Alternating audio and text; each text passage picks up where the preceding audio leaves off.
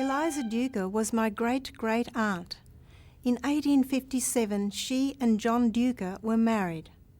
From London to Sydney and to Glengallan at just 17, her life again changed dramatically, transporting her to a rich landscape of adventure and ambition.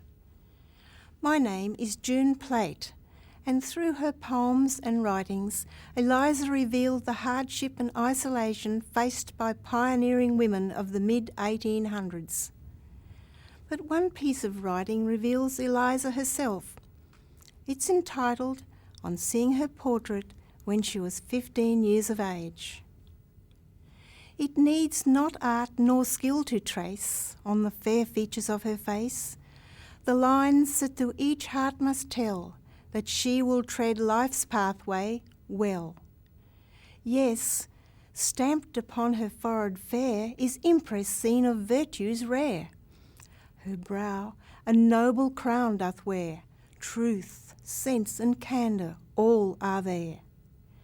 That star-like eye, whose azure blue tells of a heart fond, warm and true, whose calmly bright unshrinking glance its other beauties doth enhance, speaks intellect and strength of mind, a loving heart, good, pure and kind.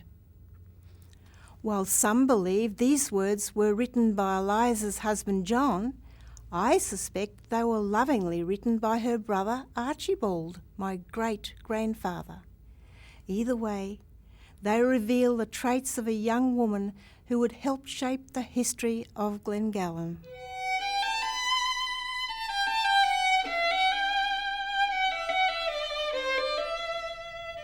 My earliest recollections of this great homestead are from 1943.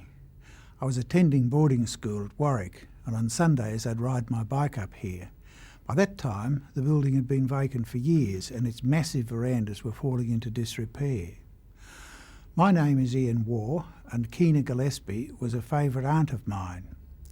The Gillespie family owned Glengallan from 1904 to 1927, and my cousins John, Judy, Trudy and Mari lived here as very small children. Many of my family members visited here at one time or another, including my father and mother, along with her brother Harry and Keena's sister Winifred, who were married. There were good times in the 20s, and the Gillespies hosted lots of much-talked-about parties. On the land, dairying and sheep and pig raising were successful. While Uncle Alec had quite a reputation as a sportsman, it was my Aunt Keena who gave my father the gun that had belonged to her first husband, who was killed in France during World War I. The gun was used for clay pigeon shooting and to bring down wild ducks.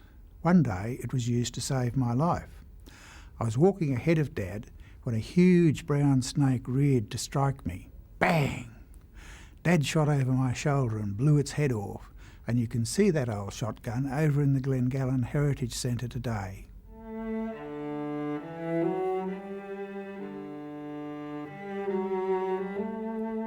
Families and eras mark the Glengallan history. My name is Ian MacDonald, and my family knew the Slades well. In 1959, I first visited Glengallan. The rooms were empty, the chandeliers smashed and gone, and on the floor a mess of broken glass left by vandals. Even the marble fireplaces were damaged. As a young man, I felt I must be the only person concerned about the fate of the historic building. From 1931, Oswald Slade regained the homestead block, but he didn't move back into his childhood home, preferring to live in a house just to the east of here.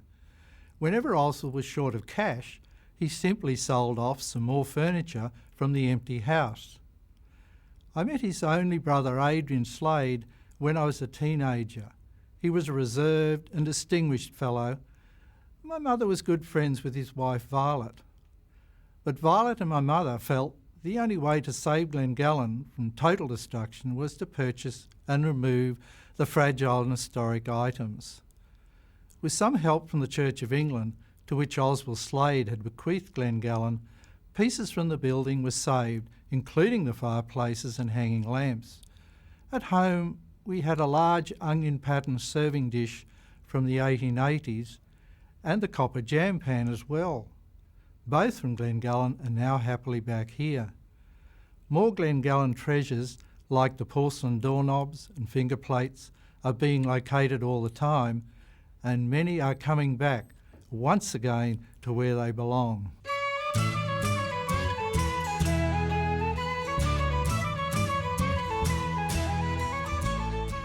There was no shortage of entertainment on the Downs in the 1860s. It was boom time, and the people who worked on Glengallan and the neighbouring stations celebrated with dances in the woolshed. I'm Michael Sparksman. I'm related to Edward Sparksman, a fiddler of repute around these parts. Ned, as he was called, had brought his violin from England. He purchased land at Allora in 1862 and eventually settled with his wife Lucy at Goombara. Ned would ride from Goombara to play at the woolshed. One night on his way home, Ned swore he saw a ghost on the back road. He spurred his horse in such fright that he missed, scarring instead his treasured violin that hung from his saddlebag. If only that violin was around to tell the story. Some claim the ghost was an old white owl that used to sit on the gate and somehow unlatched it as it flew away. But there's no explaining how that enormous old gate closed again by itself.